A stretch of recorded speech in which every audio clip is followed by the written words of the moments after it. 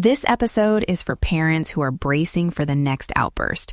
You try the words and they just don't land. You know the feeling. You say, take a breath, and instead the room gets hotter. I want to name that moment at the start because naming it matters. It's not that you're doing the wrong thing. It's that words alone often arrive too late when someone's body is already racing. You can feel the tension. Like walking on eggshells, every sentence is measured. That tightness in the chest, the short breath, it's biological. Music and rhythm reach the body before logic can. Exactly.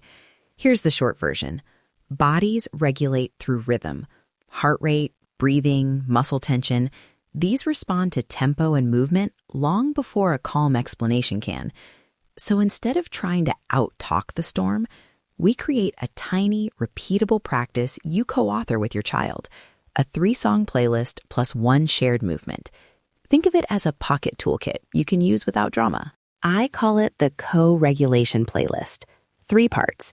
An anchor song that signals safety, a steadying song that shifts rhythm and breathing, and a gentle reset that helps re-entry. Plus 1 movement, a simple gesture or shared action you both do together. The idea is predictability and dignity.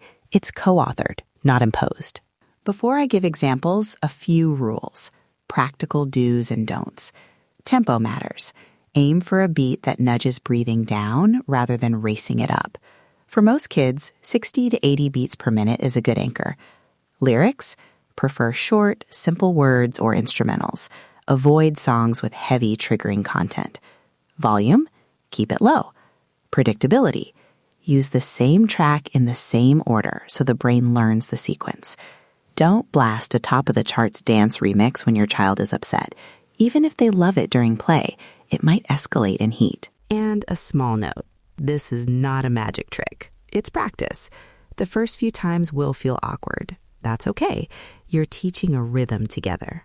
Okay, toddler kit. Keep everything short and sensory-friendly. Anchor, a very quiet lullaby or a slow, familiar children's song with minimal lyrics. Steadying, a steady rhythmic instrumental. Think a soft hand drum loop or a calm ukulele pattern. Reset, a familiar clean ending song. 2 lines that mean we're safe now. Movement anchor, a 2-handed squeeze on their shoulders or a rhythmic rocking in seated position you both do, or a firm hand on the back. Script for introducing it. I've made a tiny music plan for when big feelings show up. We can try it together. 3 songs and a squeeze. Want to help me pick the first song? Keep it simple. Give them a choice. School-age kids, ages roughly 6 to 12, want agency. Offer 2 playlists and let them pick which one tonight. Anchor, a gentle acoustic track they like. Steadying, an instrumental with a steady beat that matches breathing. Reset, a short upbeat but calm tune that signals getting back to routine. Movement, a shared rhythm, like tapping each other's forearms in a slow pattern or standing together and taking 3 synchronized breaths. Language to try? We've got a playlist for stormy moments. You can choose which one. When the music starts, we do the rhythm together. No questions, just the music. That gives choice and safety. Teenagers are the tricky ones. They guard independence. You don't want to copy and paste a toddler solution onto a teen and expect it to land. Right. Teen kit. Focus on agency and anonymity. Offer instrumental playlists, lo-fi beats, or let them curate the reset track themselves. Anchor could be a low-volume instrumental they approve. Steadying might be a binaural or ambient track that has a slow pulse. Reset is something that signals re-entry, often their own choice. Movement should be minimal and private.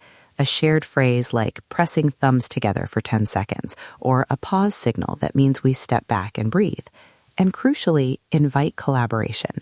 If we ever get heated, would you be up for trying a soundtrack you choose? We'll keep it on your terms. That keeps dignity intact and avoids infantilizing. Neurodiversity and sensory swaps, we must be explicit here because music can overwhelm. If volume is a problem, try vibration-first options. A phone on low vibration under a pillow, a weighted lap blanket, or a movement-only anchor like seated rocking. For sensory-sensitive kids, use instrumental tracks with simple textures or choose low-frequency tones rather than bright high notes. If lyrics trigger, default to instrumental or nature sounds. And always test small. Try the playlist in calm moments first, so you know it soothes rather than spikes. How to teach and rehearse. Here's a 2-minute bedside demo you can try tonight. Step 1. Name it briefly when calm. We have a tiny playlist to try when feelings get big. Step 2. Play the anchor for 30 seconds and do the movement together slowly. Model how you breathe. Step 3. Play the steadying track for 60 seconds, continuing the movement. Step 4. Finish with the reset for 30 seconds and say one sentence. We did that, we're okay.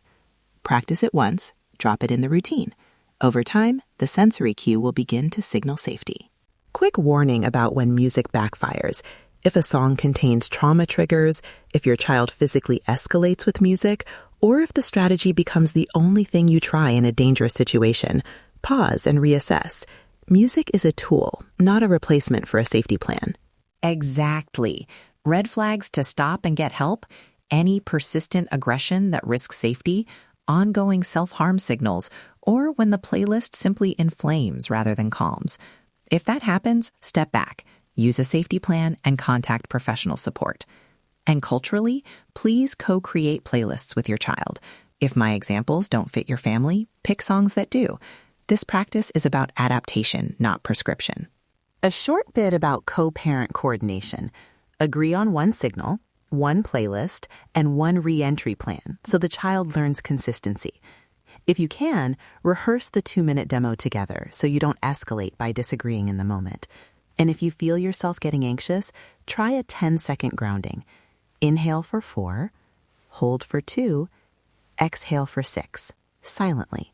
It steadies your physiology before you approach. If you're thinking, this sounds fiddly, remember, small, repeated practices change the room. You don't need perfection. You need repetition and kindness. Quick troubleshooting. If the playlist doesn't work, try a sensory swap. Vibration, weighted cover, movement-only anchors. If the child rejects it, invite them to co-create and let them lead the choice. And give yourself a tiny rehearsal challenge tonight. Pick one anchor track, practice the 2-minute demo once before bed, and notice how it feels. You don't have to fix everything today. Just stay. Thank you for trying this with patience. We aren't supposed to parent alone. Find your village. And remember, you've got this. You don't have to win. You just have to persist. If one thing lands from today, let it be this.